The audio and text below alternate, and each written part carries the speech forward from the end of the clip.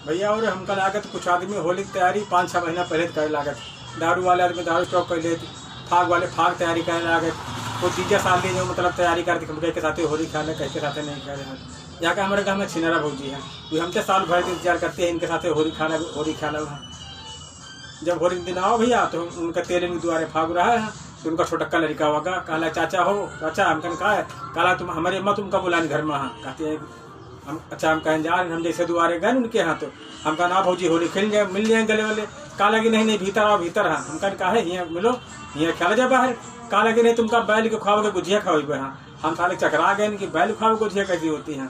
हम कहा छला अंदर चले जाइए भैया, सीधे सुबह हम अंदर चले गए। हम कहा जाए नहीं खुमा गए, हम वहाँ गए उनके यहाँ मिल लगा, उनके पाँव छुए लगे, वैसे भी हम कब्याल ही नहीं अपने मारे। हम कहीं छोड़े भौजी कहा नहीं कहा बुरा न मानो होली है, बुरा न मानो होली है।